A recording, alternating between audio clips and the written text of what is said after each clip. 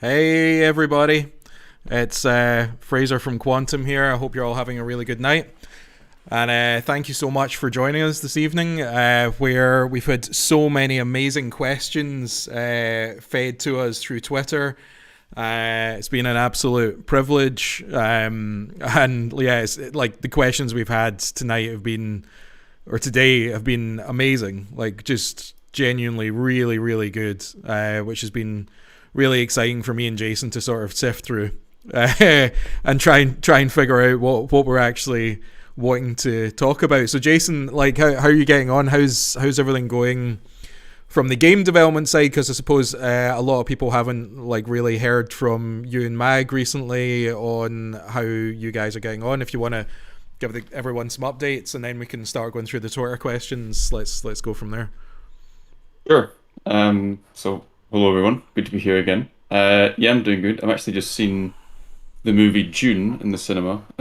Very good. I would highly recommend. I'm Um, kind of jealous because I'm really hankering to go and see it. it's very good. Mag actually said that it's kind of likened it to how well they adapted the Lord of the Rings to the movie scene, and I think he's kind of spot on with that. Um, but yeah, in terms of the game side, for those of you who haven't kind of read our dev blog, we're in the process of getting our very own set of first person arms integrated, which is very cool. Because when you're playing a first person game, the arms that you see in front of you aren't the same arms that everyone else sees. But getting those in will be a kind of nice moment of slowly and surely kind of getting sort of third party or pre-made stuff out and kind of our own custom stuff in. That's going to be a nice little kind of confidence boosting milestone for the team. Are See you it are kind you of able coming to together.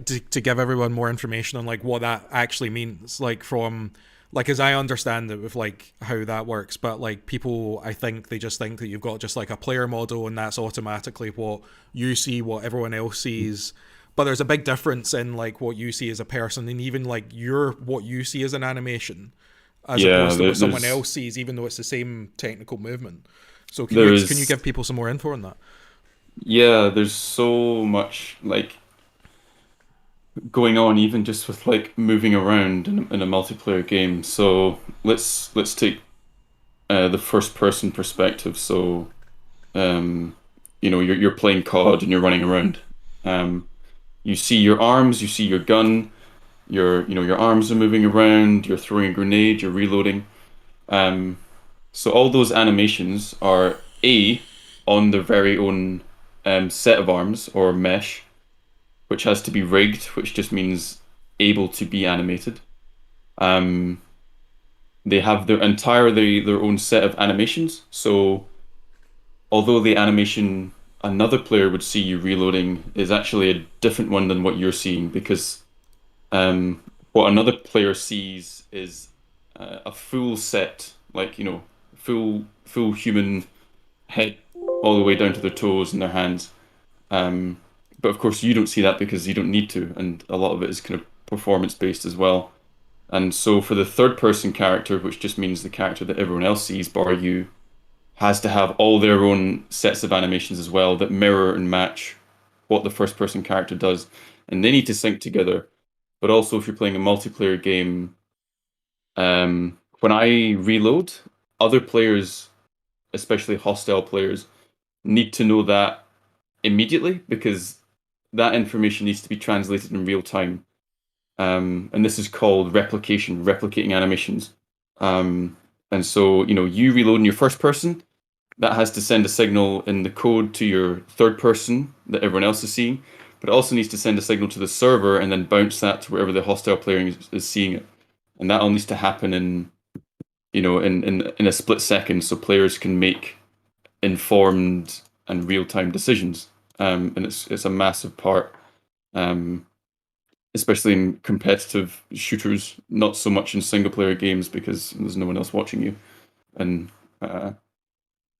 but yeah, it's just the fact, just the action of reloading or like running around has so much going on in so many different ways. Yeah, well, that's I think that's one of the big things that I think a lot of people don't fully realize is the amount of time that it takes even to make a simple animation, just such as like as you said, like reloading, and then Yeah. and then you've got to think of like the reload animation is different for every single weapon. So there's an Yeah. animation that you've got to make for first and third immediately twice.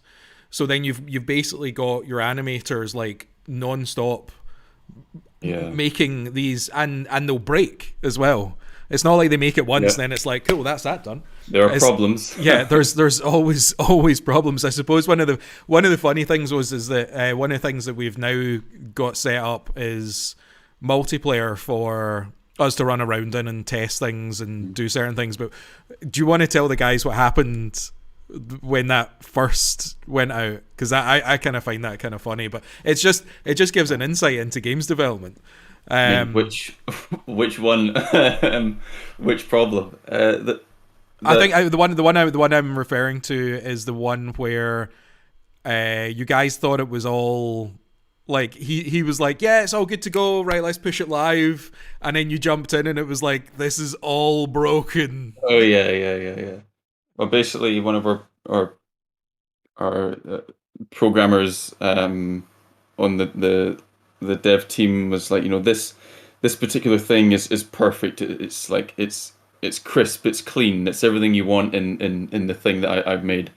And Mag and I were like, okay, great, let's go in and test it. And immediately there were a million things wrong with it. And we got on a call with the programmer, like super talented guy, and it wasn't actually a major like difficult thing to fix. It was one thing that was causing a whole load of other things. Um, That's the and thing, is like you don't, you could just you you could could hear the voice, and you could test this offline as much as you want, like when you're doing yeah, like private servers. But as soon as you make this a global thing, because that particular part of the dev team's in Ukraine, and then yeah, like he's testing it locally on servers local to him. But as soon as you make that a global thing, that's where the issue cropped in. And yeah, there's so much that goes into game development that people just don't understand. And then we've got people in the chat like, oh, like why is it 2024 for like getting something out there? And it's like we're not just jumping into the Unreal store and like asset grabbing and then like dumping that into the game and doing that. Like every single thing in here is made from scratch. Like every animation, every weapon, every piece of armor, every like map, every single thing is made from scratch, and it's yeah. just like That's a certainly what we're working monumental towards. undertaking.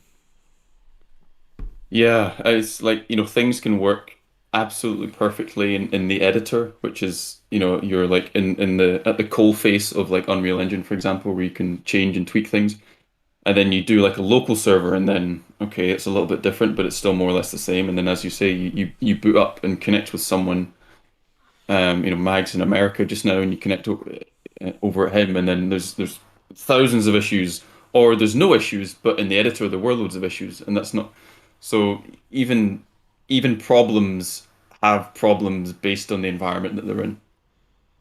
Right, I think we should jump in and try and answer some of these Twitter questions, which I've basically set up this stream ad hoc because right before we went to Dubai, in fact, we'll talk about that in a quick sec. Right before we went to Dubai, I moved house, and then when I came back from Dubai, all I've been doing is working solidly. So I've not fixed my office yet.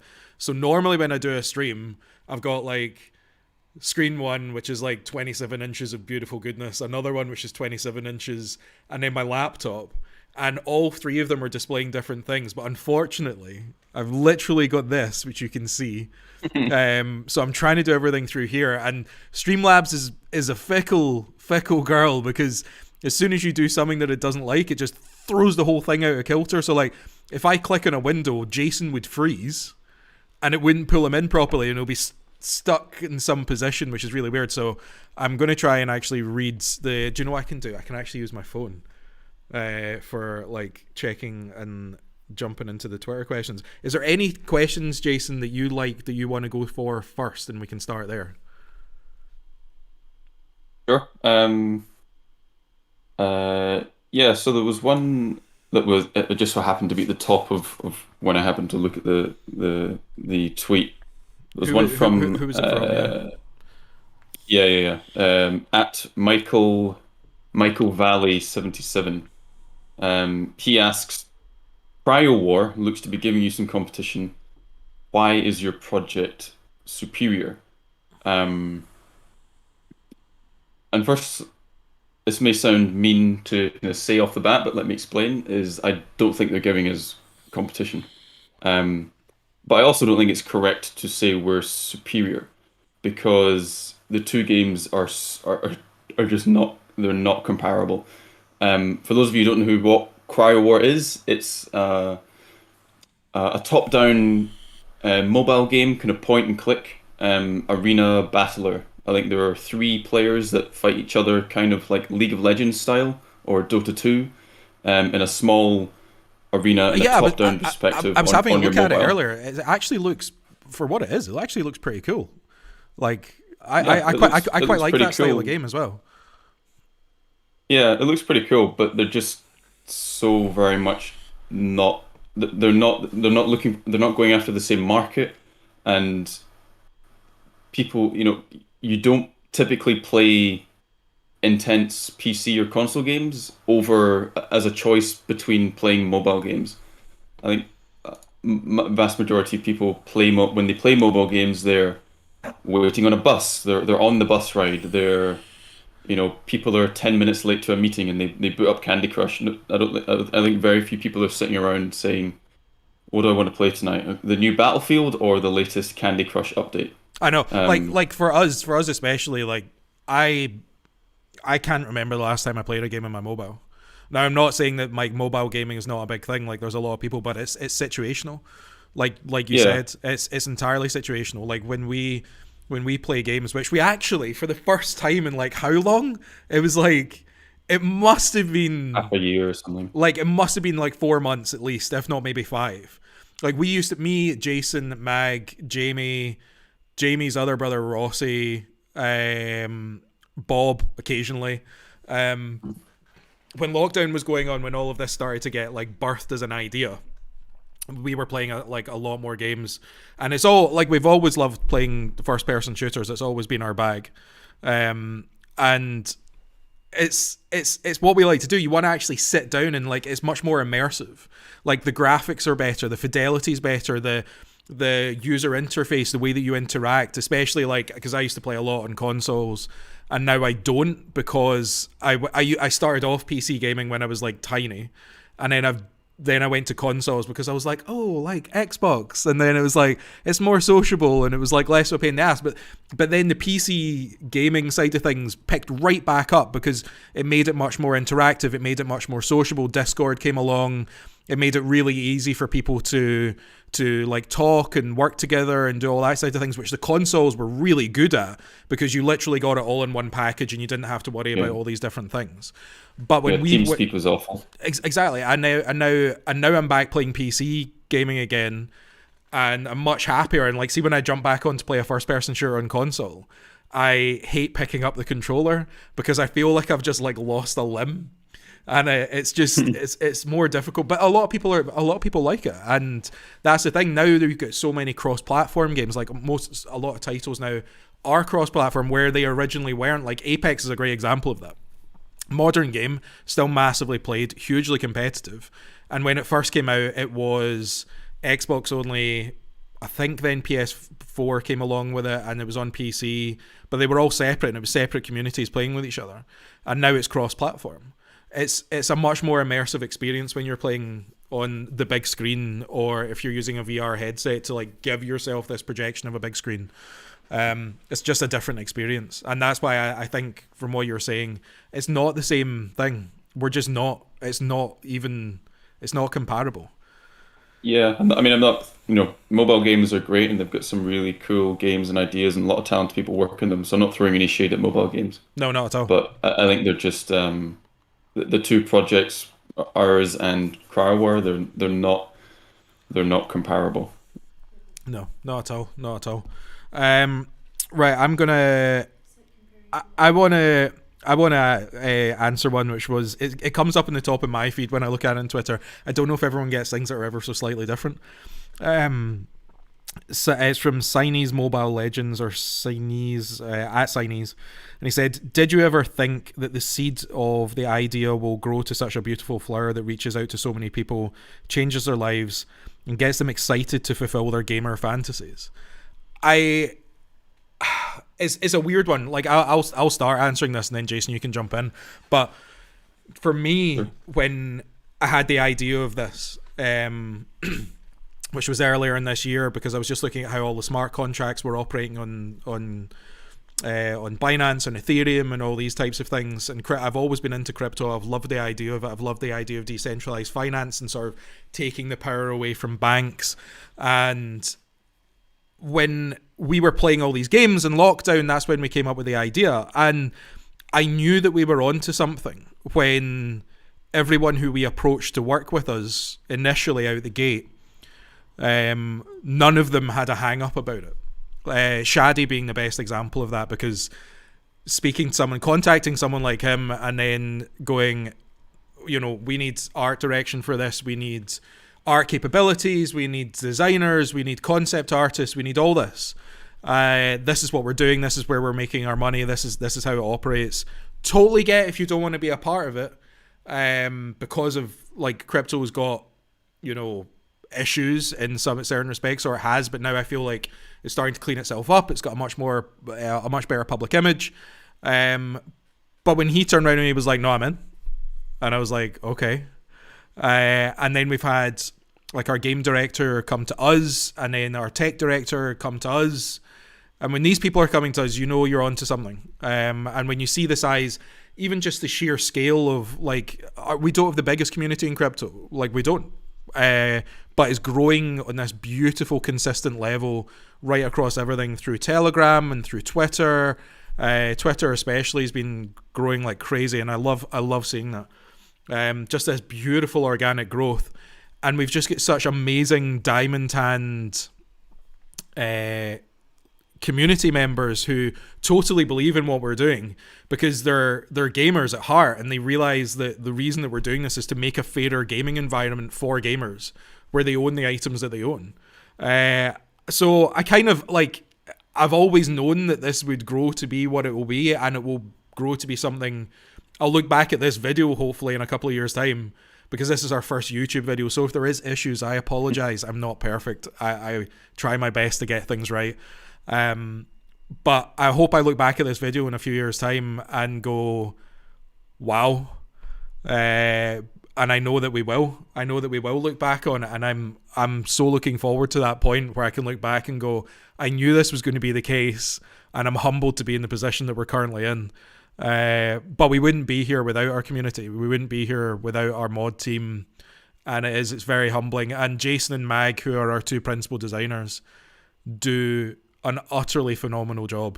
These guys knock their pan in like 5-6 days a week for like stupid hours, working cross continent. Mag being in LA, Jason in Scotland, and then we've got people in Ukraine and Spain and the US. Like it takes a lot of time, a lot of effort, a lot of weird hours, but the guys do a really good job. So yeah, I'm so glad that people are so excited about what we're doing as well. I don't know if you want to throw anything on that, Jason, as well. Yeah, I'm most excited about us getting together and developing our own game, and especially with how crypto can enable us to make games more exciting in their own right. That's, if anyone tells you that a games designer is just an idea generator, they're wrong. I guess if you're to put it in a simple, concise manner, they're problem solvers. We have variable A, variable B, and variable C. What can we extract from all of these different things and merge them together to make it an even better thing? And I think crypto and cryptocurrencies and NFTs and gaming is the next sort of step for the industry. We've kind of seen that with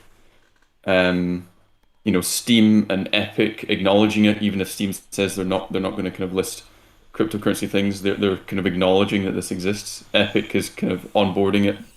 EA and Ubisoft, two massive studios, have commented on it and saying they're looking into it. The writing is kind of on the wall, and it's just super exciting to see. Well, I think where we've got to in 6 months, but let alone where we'll be in 3 years' time. Oh, exactly. And I think one of the coolest things recently has been when we've seen people like Ubisoft and like Epic coming out and saying, we're either going to support NFT based crypto games like play to earn, or we're building them, or we're looking to invest in, like that is huge. Like, and it's kind of nice to know that we were onto something before they decided to make something public, which is pretty good. I'll take that. Yeah, yeah, it is very. It's also confidence boosting because I think we can often find ourselves in a bit of like I worry about being in an echo chamber. So hearing that from different places and reputable places is super encouraging. Yeah. You want to take the next question? Sure. So at San Pedro AGF asks, are you developing an anti-cheat? And I mean, he's cheating here a little by asking two questions, but I'll answer both. Are you developing an anti-cheat? And it will be a pay-to-win game, or I guess that means will it? I'm not sure. Yeah, will it? First one, are you developing an anti-cheat?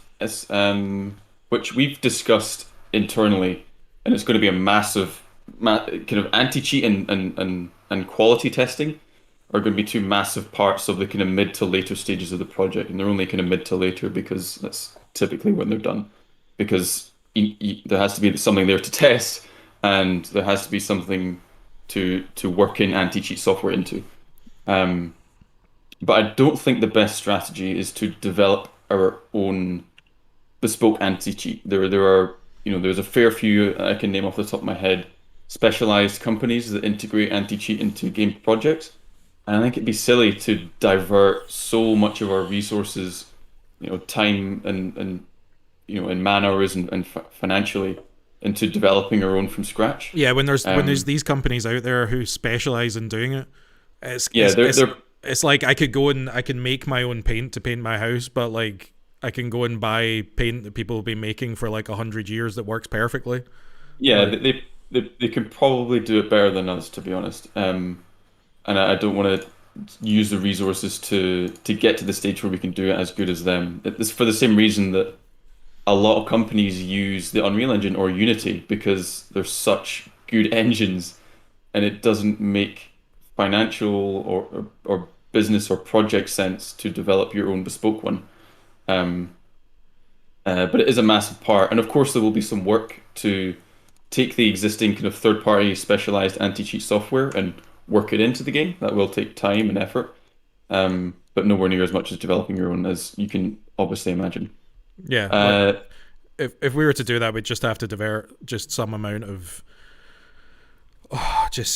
absolute, like everything, manpower, money, everything, time. It'd take longer. Like, yeah, there's so many good solutions out there which are always constantly being worked on.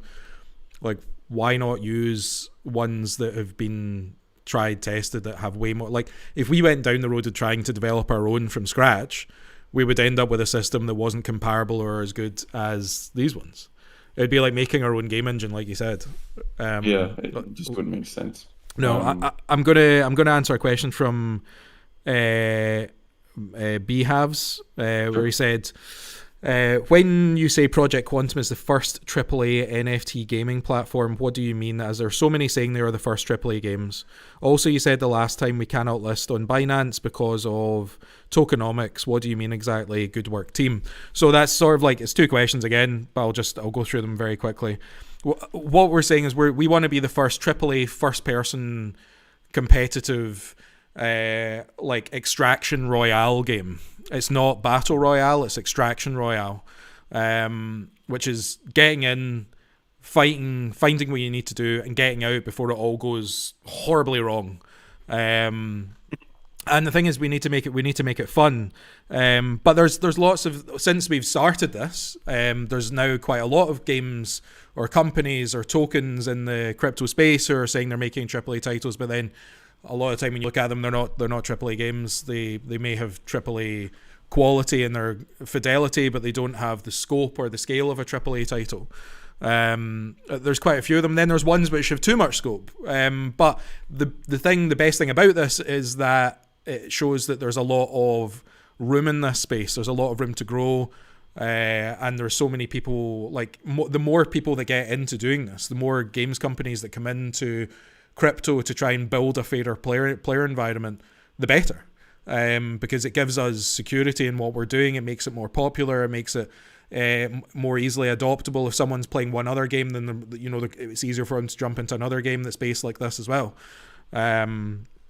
The crypto question about listing, and it's asked quite a few times in here, is about listing on exchanges. Now, I've answered this numerous times before, and it's the same answer that I'll give again.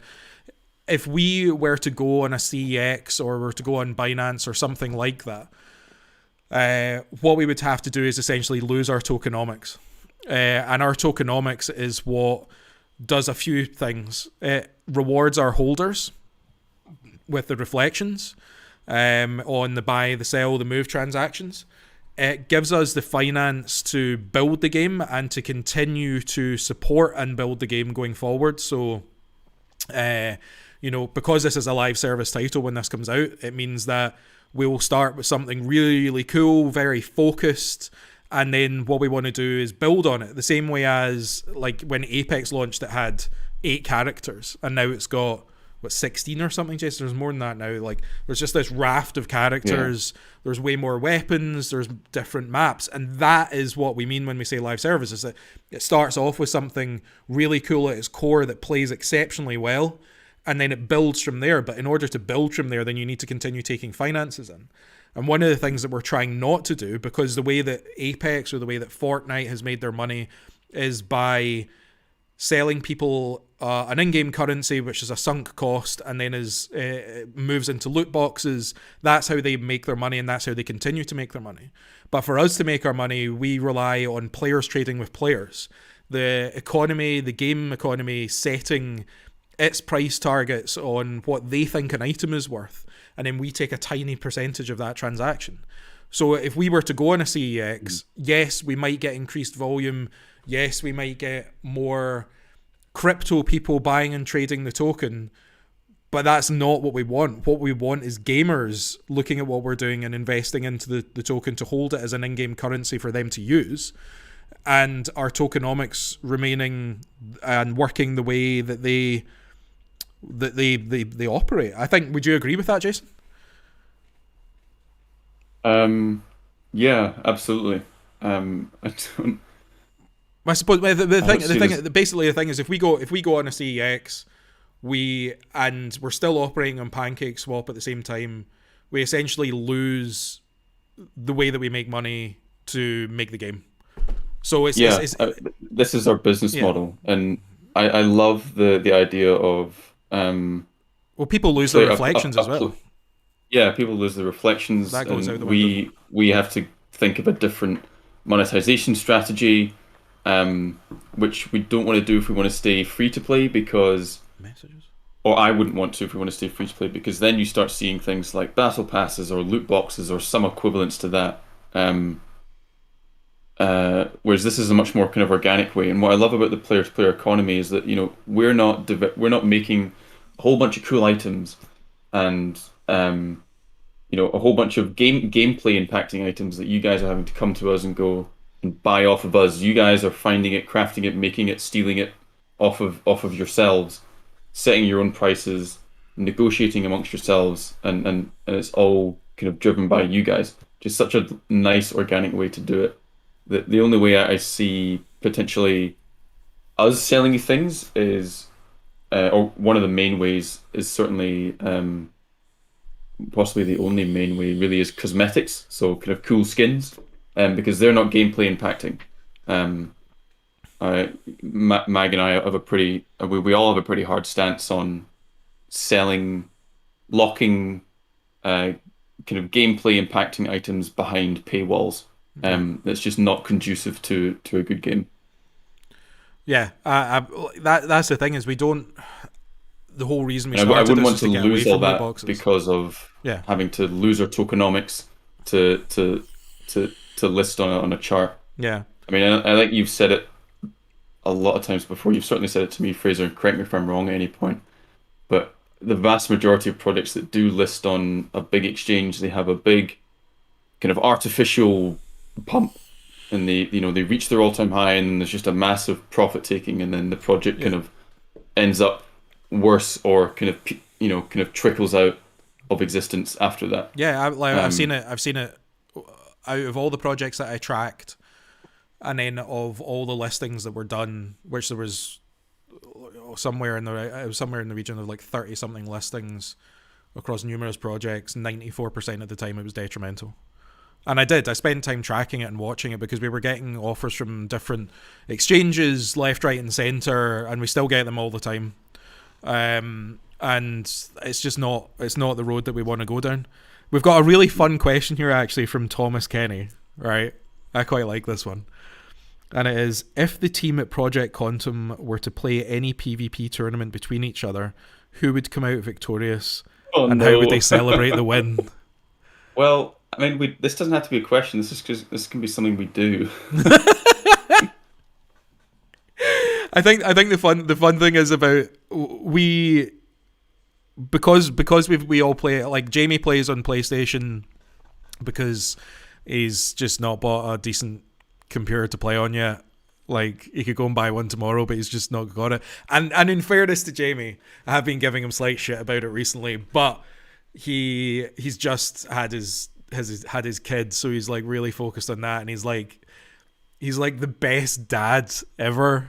Because I like, it was really cool, and I knew he was going to make an amazing dad because the way that he was with my kids, when he was over at their house, when they were over at his house, and just the way that he operates, like in that setting, I looked at it and like me and Caitlin were like, he's going to make an amazing dad.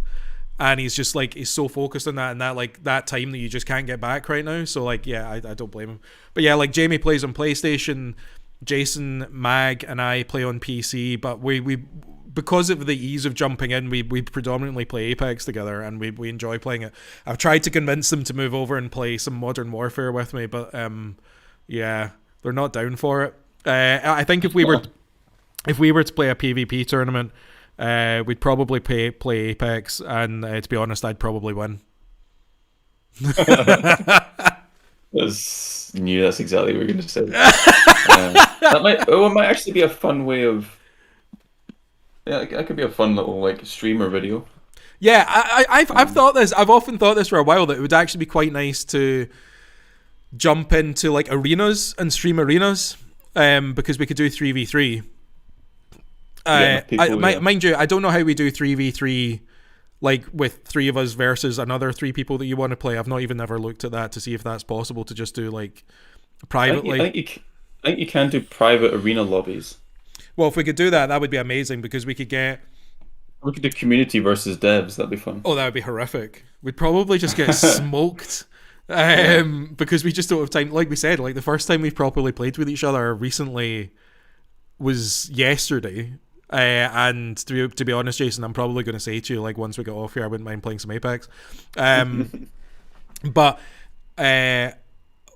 I think playing with the community could be actually a good fun. So if you guys actually want to play, hey, we could actually try and organize a tournament, and a tournament could be a bit of a laugh, and we could stream the whole. I could stream the whole thing. From our perspective, and people could just watch us getting smoked. Teams of three, right? So if you guys have got teams of three, then we could do that. We could do me, Jason, and Mag, or me, Jason, Jamie, or whatever, and do an Apex Arenas tournament, and that could be quite good fun. Let's see if we can get that organized. Be fun. Right, and you go. You take another one. Yeah. So at Salvatore Billet 4, Salvatore Billet 4. How far down are we? And I'll try and find it. I've just been screen grabbing and putting them into a doc of my own. I'll find it. Just because I know I've got the wheel here that I can. Yeah, Salvatore Billet 4. The handle is crypta-anon, but he asks, or she, or they, will we be able to buy NFTs for gameplay? Also, with defeating your opponents, do you acquire all their NFTs? I saw this question as well. I thought it was good. Yeah. Are we able to earn NFTs in gameplay? Will Qubit have cross-chain capabilities? A lot of questions in there, a lot of them kind of the same. I'll answer as best I can. Yes, you will be able to buy NFTs that impact the gameplay from other players, from other players that have crafted them or made them through resources, or they've found them out in the game space. They've successfully fended off creatures and other players and managed to extract with them, and they've decided, it's a cool gun or helmet or chest piece, but it's not for me, so they put it on the market, and you can buy it with Qubit. Also, with defeating your opponents, do you acquire all the NFTs? No, that would be horrible to lose all of your NFTs. Could you imagine actually literally losing all of your NFTs every time that you died?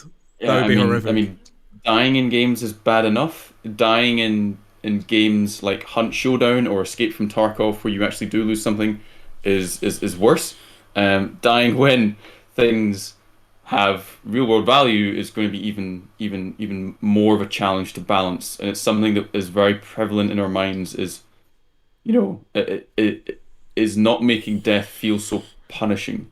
So the current thinking is, Fraser kills me out in the game space, and he can take everything that's in my backpack, and by backpack I mean like your instance inventory. So all the things that I've gathered in that specific instance. Let's say I've done a lot of mining, so I've got some metal ores and some materials from that, and he can take all of that, all my ammunition and medkits or whatever. And you've maybe found a blueprint to make a weapon, or part of a blueprint.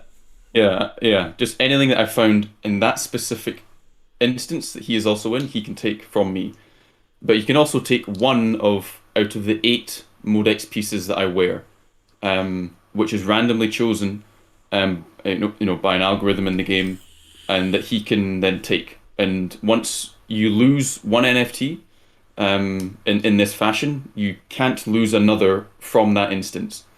So, jump in, he kills me, he takes my weapon. I have 7 out of 8 Modex pieces. I'm dead. I can't lose anymore, and I'm out of that game. So, correct me if I'm wrong here, Jason, but one of the ways that we could actually do that is by locational damage on where players have taken hits, and it could be like the most damaged component, for example, out of the 8. That's one way of doing it. Yeah. So if it was if they'd like absolutely mullered someone's helmet by like repetitive headshots, that could be the bit which is automatically taken off. Yeah, that'd be a cool way of doing it. I think we have Magnus and I have discussed that before. Current thinking is just randomized, but I mean that's another way. Because that almost kind of makes it skill based as well, if you think about it. Because if you've got someone and they're a bloody good shot, they might be able to specifically take like maybe a weapon or a helmet or a leg piece or whatever it is. They might be able to just go, right, cool, I'm going to go for that, and then like that's their focal point. But then obviously, like if they're adamantly focusing because they want to take someone's helmet in a fight, then that's a much smaller target area. So it kind of becomes very skill based when you do it that way. Yeah, the potential difficulty there is that headshots typically deal more damage. So players could theoretically game the system by putting on a really shit helmet, if they know everyone's going to be going for the head. Because it deals most damage, they can kill them quicker, get the fight over with, and get their helmet. So I mean, yeah, it's a cool system. It'd be interesting to balance how we implement it. But I mean, yeah, everything's pretty open to change right now. Just because we say things, and I say this a lot because I don't want people to think, wait a minute, you said this, 18 months ago, and it's not the case now. Why is that? Yeah, I'm annoyed, and it's like, no, this is an iterative process. Nothing is set in stone, and as much as we love one thing, if it doesn't work if it doesn't make the game as good as it can possibly be, then it's changed or culled. There's actually a kind of a cool question from Mr. Spawns actually in the chat, and it says, if there are NFTs that impact gameplay, how are you going to work around the idea of pairing players? How is matchmaking going to work? Now, like, correct me if I'm wrong, but from all the meetings that we've had and talked about, you don't actually have a rank or a level. It's all done Yeah. in the background. So you'll never actually see your rank level, but it's based on your skill, like how much damage you've done, like your accuracy, like how rare are the NFT items in which you are wearing or carrying, and that's all sort of balanced across a big algorithm to figure Yeah. out how you then pair against other players. Is that I'd say that's pretty much where we're on. Yeah. Pretty much the whole thing there. Skill and I mean we're not calling it power level, but I guess for the sake of being concise, power level. You know how powerful is all your gear kind of collectively. You know, distilling that, however we distill it into a kind of variable that we can then pair with other players. There is a couple of things that aren't in the main documentation because we kind of have like our set documentation that is like this is what we're going for just now, and then a whole lot of like work in progress documentation that is like these are cool ideas that we haven't really thought through yet but may work it in. And one of this, I think this is something that I wrote in, is that we can weight to matchmaking depending on who the other players are. So I think it'd be really interesting and make the gameplay possibly really intense if, let's say, Fraser steals my gun in the game and we both, I die, so I leave, and then he, managed to successfully extract with my gun. Let's say we both boot up for another game separately, we're not in a party. He could be weighted, we could each be weighted greater towards each other with a new variable because we played with each other and he owns an item, he's equipped an item that I used to own. Yeah, because that would be really cool to be able to jump back into a game and be then matched against that same player. That yeah, like fuck, that's the guy that stole my gun. I'm gonna yeah. yeah. I think that could be, and different other similar variables like that could make it really interesting. Yeah, I suppose one of the cool things would be it would almost be nice to almost get like an alert, like when you came into a game that like this like Amelia kind of coming over like. Yeah, I recognize that Modex, or that gun looks familiar, or something like that. Yeah, exactly. I think that could be kind of a fun way of doing it. Let's just have a quick look. One of the things which I think is like I kind of want it's not a question. It's kind of like a thing. So make sure you guys all check out BitBoy's live stream on Monday. This is news to me as well, so I'm going to check it out. Yeah. So just make sure you check out BitBoy's stream on Monday. I think it could be quite good fun. Very interesting. So there was a question here and it's disappeared because it was in the chat and it was kind of. I've got one in the chamber as well. All right, you go first. I'll try and find the one I was looking for. So at VRoland3 asks, can you estimate the average length of a quote-unquote quick in and out session in game? Are we talking quick scavenging of 10 to 15 minutes or closer to a 45, 75 minute range raid type of sessions? So many jokes that could be made there. I guess the answer is kind of both. So it's an extraction royale, so you kind of make of it what you will, and there's not going to be. I mean, there might be kind of objectives that we kind of give you, potential things that you can do, and of course we will. And there might be, we've kind of talked about in the community in Discord about kind of grander objectives that are unique to the current game space, like a particularly ferocious and dangerous monster, or a particularly kind of high quality loot area or something like that. But you kind of set your own objectives. It's not the last man standing. It's not who can get the most, minerals in the inventory and extract with it. It's, what are your objectives? Do you want to hunt down other players? Okay, that's your objective, and you spend as much time as you want doing that. You drop into a map. You do what you set out to do. You fight monsters, you get resources, you fight other players, your plans go all awry as new kind of encounters happen, and you get out, hopefully. Yeah, well, Um, I suppose it's like any game. Like you can jump into like when we were playing Apex last night. It was like, cool, let's just jump in here, and then we just get smoked repeatedly just because of like we were intentionally dropping into the hottest zone possible, to just wreak havoc for like 2 minutes. But then if I wanted to, I could jump onto the outside of the map, and then do that way where yeah, you scavenge for ages, and then you get smoked. But that's the thing. Like, typically for us. Yeah. it just it depends on the game. Like this, what we're essentially creating is an extraction royale game where you choose your objective, how you want to play. Like, do you want to just arm yourself to the absolute teeth and then go in with the full intention of just trying to smoke other players and take their stuff? Or do you want to go in with a group because you've all got this same objective because you need to mine a specific resource? There's so many different ways to play. And that's what it is. It's not your usual battle royale type of game.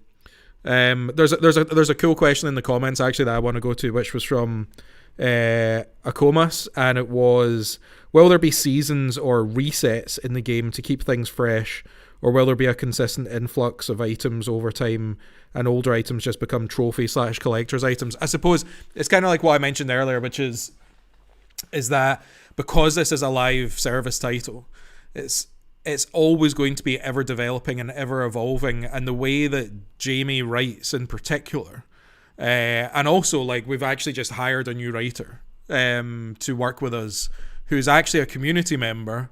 And if you guys are on the Discords, he's relinquished. We've actually just hired him to work with us to develop out some really cool stuff, which you'll probably see late December, hopefully. But it's always evolving and always moving forward. And one of the ideas that I had for the game, and Jason and Mag will probably either make it happen or tell me it's not possible, or like make it in a way that it is possible, is that I kind of want there to be world events where things shift, kind of in a similar way. I suppose like Apex has been really good at doing that, where they've like released like a new trailer with a character and something changes in the map. But what I want is to like new parts of the world to open up, or like a new section or something big to happen, which changes the gameplay dynamic, which changes the technology which players are able to find, which changes the items which are available, all these types of things. Because then it's like this ever-evolving thing. And with Jamie's writing and Relinquish's writing as well, is that the story is ever-evolving.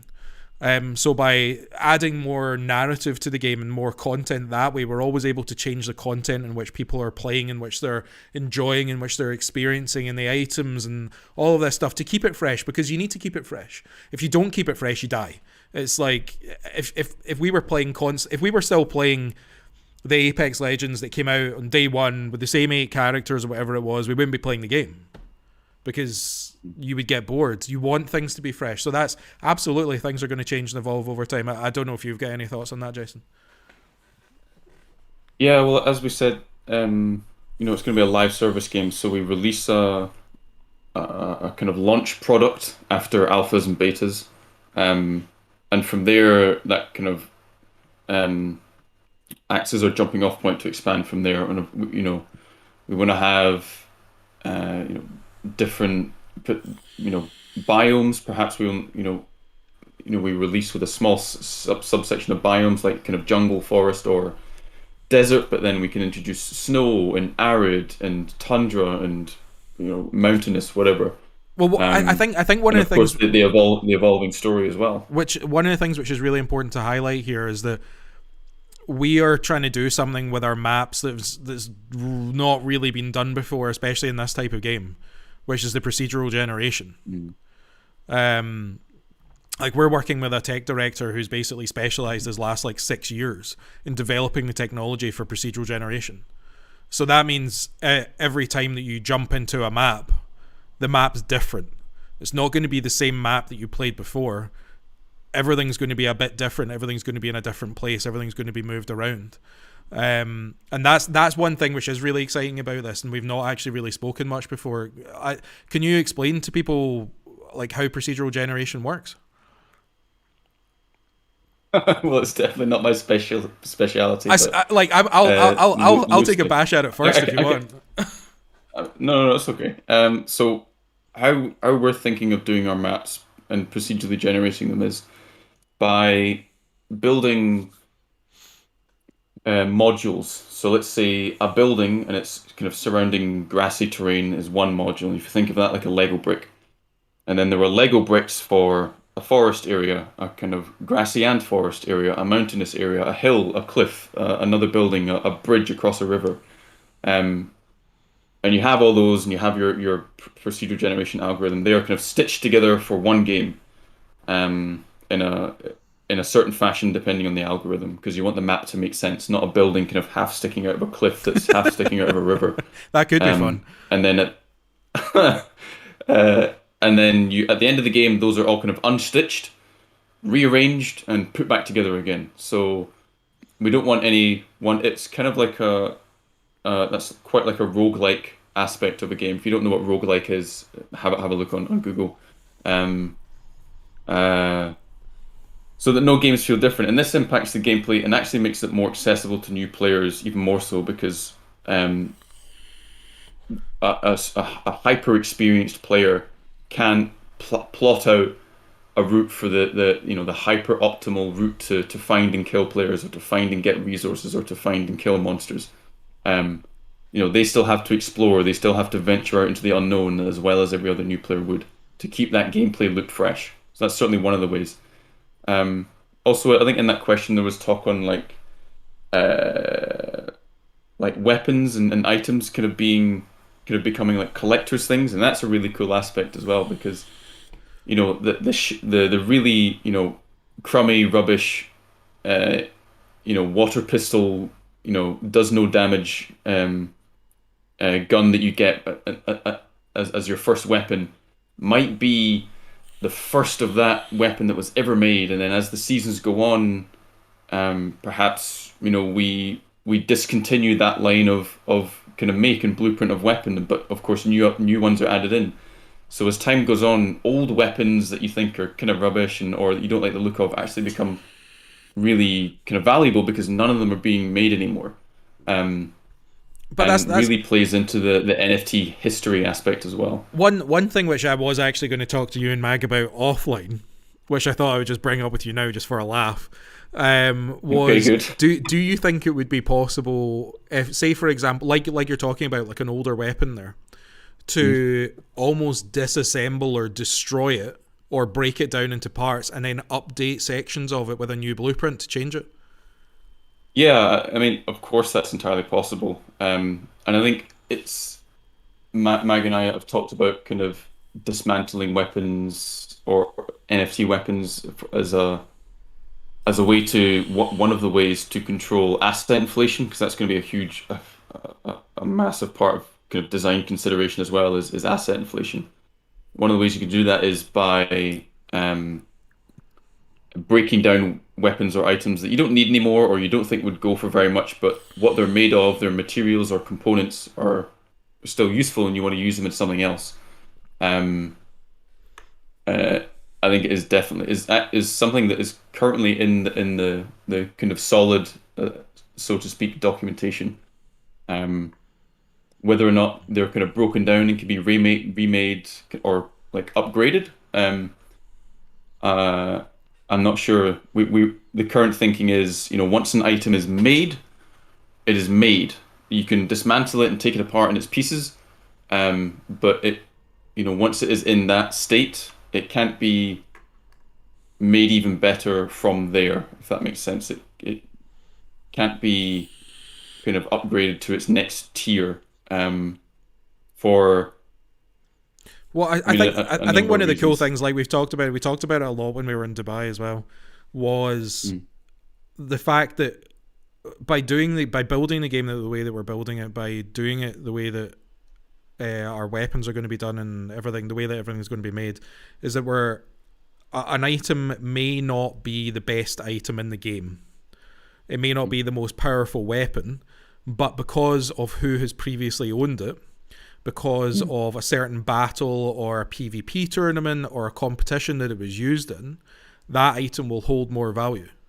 It's kind of like you can have an antique car which could be worth £10 million, and it's not the best car in the world by a long shot, but because it was previously owned by some famous person or used in some famous movie, it inherently holds a higher value. And it's the same Yeah. thing, but we're making that into game items. Yeah, it's Gaming's a huge thing, and it's giving people the ownership and the power back of how they spend and use their money. It's yeah, changing. that history kind of emergent storytelling is a kind of like a kind of golden egg design scenario, because you kind of game items typically have three kind of pillars of value. How its efficacy, so how good is it at what it's supposed to do? You know, how much gun does a damage deal, for example? How it looks, because we gamers love our shiny, cool looking things. And three, its scarcity, its supply. How hard is it to make, or how hard is it to get? Um, but with NFTs, we can introduce a fourth new pillar that kind of doesn't really exist yet, is history and story. Because with an NFT, you can accurately track exactly what has happened to it, and provably so. So how many kills has it gotten? How many times has it been reloaded? How many hands has it changed through? When was it crafted? Whose hands? Who had this weapon? Did your favorite YouTuber or Twitch streamer own this weapon? Did did one of the devs own this weapon? Did your best friend own this weapon before, or whatever? That adds just a whole other tier of value that kind of doesn't exist at the moment. Yeah, it's a really exciting thing to think about, just even from like a gamer's perspective. Like, I Yeah. can't wait to actually be able to do that. I just think it's going to be cool. I think it's just going to be a lot of fun. Is there any other questions you want to jump on just now? And I just want to run through a couple of other things, and then I want to play some Apex. I think Ruben Busher has asked in the just on here on YouTube. Will it be a walkout of city game, one big map / portals, or will menu settings, press play, enter server game be a thing? I think like essentially Jericho, which is like the hub, which is where you'll trade, which is like you'll have seen the picture with like the tower that looks like it's got like a chart on it. That's like the hub.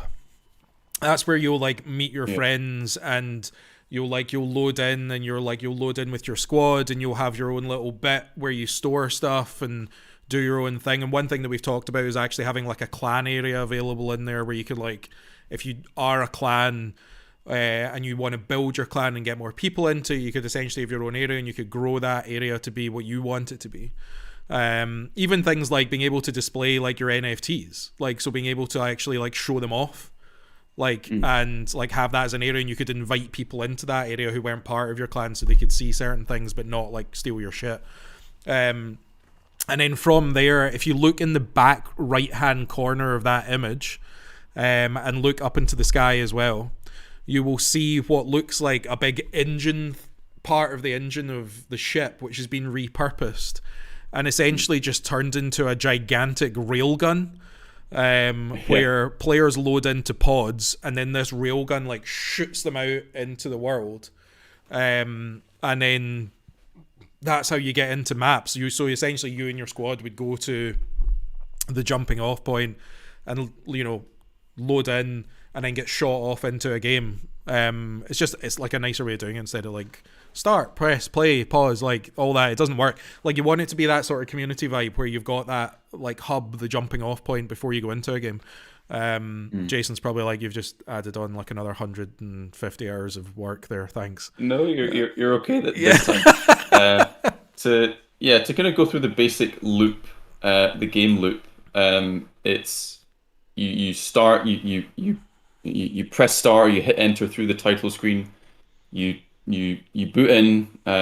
You're in Jericho, where you can craft items. You can go to the marketplace. You can sort out your gear for the next drop. You party up with your friends. You go through some sort of menu system, or perhaps you have to physically go to an area to go to enter an instance. You choose your equipment. You boot in. You get into the instance. You get loot. And you get out, or don't get out. And you load back into Jericho with hopefully your new stuff that you've mined or found or taken off of other players, and you're now back in Jericho to kind of start that process again. That's so the kind of latter of what you said is the most Yeah, accurate. yeah, and I think one of the things is like we said before, with the progression of story and narrative and all these things, that has the possibility to change. Like we could Yeah, change of that down course. the road if we wanted. We could change the way that jumping off is done. It'll have the same if like general principle and core of like hub, Mm. jump off, game, return, but that could change. So it's all just down to like how Jamie and the writers and like Mag and Jason want to progress things as well. So it's down like and even the community, because the thing is we've taken already even at this point in time we have taken so much from the community on board of like ideas or concepts or like cool things that they want to include. So that could be something that the community like might have a hand in or like talk about or whatever as the game develops or the story develops. Like something could pop up in the community as an idea, and then we could jump onto that. So there's loads of different ways to look at it. Yeah, we do. We do keep our eye on the Discords, and on the Telegram's a little more difficult because the chat just flies through so quickly. Um, but we do keep an eye on the Discords, and I can't promise that we can respond to everything. I try to respond to what I can when I have a free moment, or whilst I'm waiting for my coffee to cool down or whatever. But we do take things on board. For example, uh, we were a little unsure on the best method for Amelia, the kind of AI robot and kind of pseudo ruler of Jericho, um, would traverse around Jericho. So we were like, well, why don't we ask the community? And someone said, forgive me, I don't remember your name or your handle, but said, what if she went around on like a zip line, this network of zip lines? And now canonically, that's how Amelia traverses around Jericho, which is such a cool. I mean, this is why I love community engagement projects, and game development projects that I've been a community member of, and We get so much. You being get on so the much more opposite side from of it. that. It's like if it was Yeah, just if it was just the core team coming up with all the ideas, right? It's like 9, 10 people, whatever it is, and then if that was it, if we were just taking it just from the core team, from the directors of the company, of how we wanted to focus the development and the ideas of the game, that would be dumb because it's 10 of us versus tens of thousands. Like, so being able to like look through that, and our mod team's amazing because they like pick up on stuff and give it to us that like we just don't see because we don't have the time. But being able to like use that knowledge resource and have all of these people having these amazing ideas, it can take something which was good and take it into something which is phenomenal very, very quickly, because you've just got so many more brains thinking about something. Yeah, we don't want to create this. I mean, a lot of studios do, and most of the time successfully, kind of design things behind closed doors. I wouldn't say even most of the time, but it's a proven method. Um, but we don't want to create this project in a vacuum. No. We don't want to keep it behind closed doors. We want to. I think the best way that we can make the best game is by engaging the community and bringing you guys along the journey, because you guys will probably have ideas that we may not have thought of because of your different perspectives, or even if we see an idea and we go, yeah, it's not that good, and it could drive inspiration for us to then think of something else. It's we want to create the game that people want to play, so why not ask the people? Yeah, exactly that. Exactly. Well, I'm just going to say to everyone who's on the stream just now, like, thank you so much for like everything. Like, we've had a consistently over 100 and something viewers the entire time that we've been sitting here, which has been pretty cool, especially for our first stream on YouTube. I feel like that's an achievement. If you've not subscribed to the channel yet, please like smash the subscribe button and hit the bell icon and set it to all. Please do that. Please share it with your friends in the gaming community. Like, show them what we're doing, introduce them to the project, all those things. Like, we couldn't be doing this and growing it without you guys. So please, like, help us help you by doing that. It's like a tiny thing, but it just helps us grow. So, is there? So we actually have to like pick our favorite question to donate Oh them man. the NFT. Have you got one in particular that stands out that you want to throw this at, or? Maybe we'll look at the ones because I do have them. I'll let you pick because I've picked before. Oh no, no. I'm absolving myself from this. Like, Yeah, very very strategically. I'm Give CEOing me, the shit out of this right now. delegating.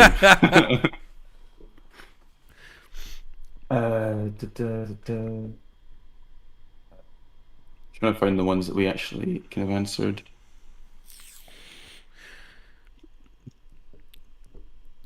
Do you know what? There's one which What was the one that was that it was like talking about the seasonal content? I think you that was answered it actually or kind of kicked it off. that was a YouTube comment. Oh shit! Sorry, you're not included. Um, I'm between two that were Twitter questions. Okay.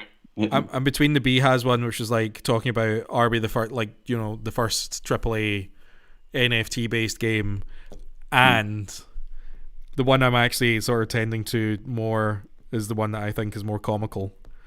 Is the one if the team at Project Quantum were to play any PvP tournament against each other, Who would win? yeah, who would win? I kind of like that one just because it's just because it's funny more than anything else.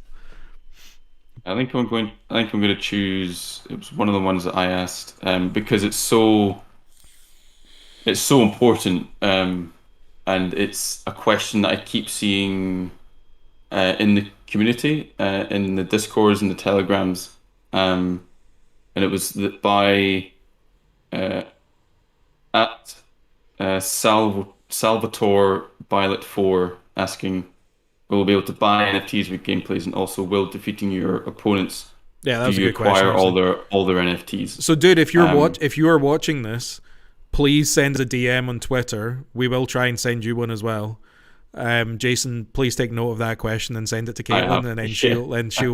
she'll deal with it. If you're watching this, drop us a DM, and we'll do our best to get that over to you ASAP. For everyone that's watching who actually holds our NFTs, we're actually assigning our locked URL and then locking them in, so they'll then be able to appear in your wallet properly, so you don't have to go to the NFT marketplace to view them. You'll actually be able to see them in your wallet, but we just needed to lock off what that URL would be. So that'll be done in the next week, and then they'll start appearing in your wallets, etc. Electro's probably listening to this and going, "You arsehole." Apologies if we didn't choose your question. There's so many questions to go through. Oh, there's so many questions to go through. There's just so much stuff to talk about, and I love jumping in these things. It's been, in fairness, since we've actually done a proper stream on Twitch, or this is the first time doing it on YouTube, but like it's the first time doing like a proper one, or like in a while, and I miss doing them. I think it's just because there's been so much up in the air. Like, in fairness, Jason, one question I wanted to ask you, and we've spoken about it before, but because it was your first time there, like, how was Dubai for you? How did you enjoy it? What did you take from it, I suppose? Thank God I wasn't there in the summer.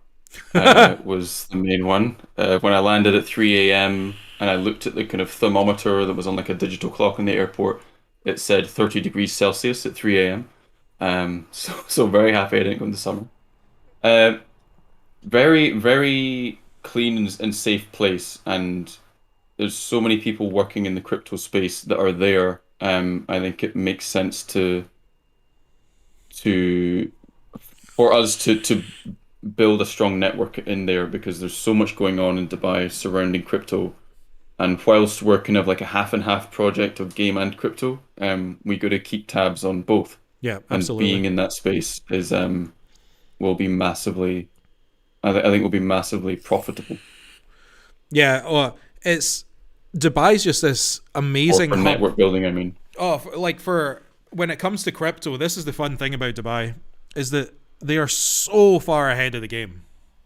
because unlike other countries which are either like grey areas, the UK is a bit of this weird grey area, or America or other countries where they're like, no, crypto is bad because they just go like, oh cool, our banks are just going to lose all of their power.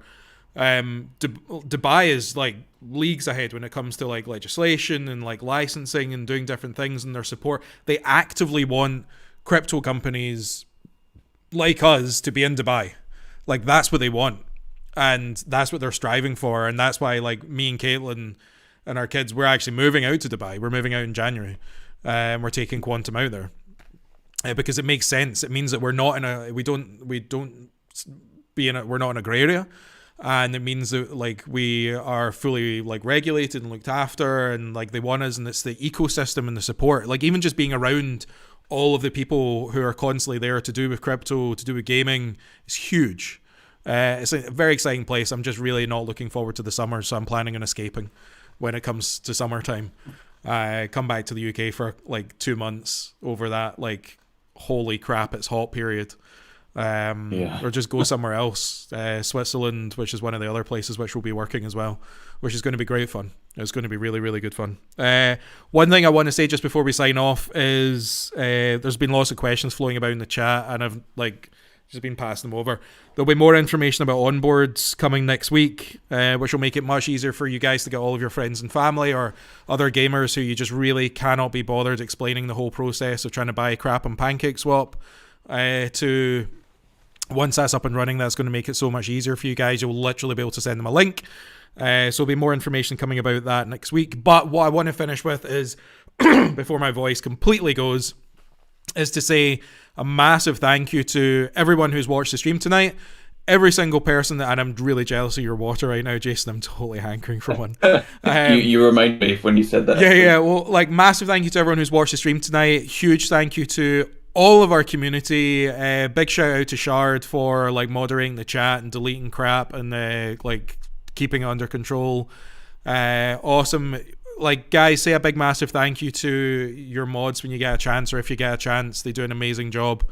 And yeah, we will see you again on the next one.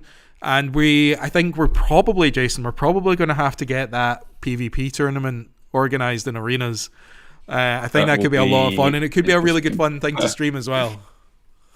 Yeah, thanks. Yeah, definitely. And as you know, Fraser said it, but I'll say it for myself. Thanks so much for being here, guys. It's a pleasure to speak with you in a fashion, as always. And yeah, there's been kind of one or two people that have been asking questions in the YouTube live chat, and we were just running this thing from Twitter. We'd set this thing up as a kind of giveaway in Twitter questions, but perhaps we can do a live AMA at some point. So apologies for that. Yeah. But thank you guys so much for just being here, and of course to the mods. I don't know how they do what they do. Like, it's good though. Yeah, it's really good. Well, look, guys. Anyway, have a great evening. I'm gonna play Apex for at least half an hour, and I'll be jumping onto the Project Quantum public server to do so. So if you see us in there, feel free to jump in, say hello, and yeah, we will catch you on the next one. See you later, everyone. Thank you, everyone. Bye bye.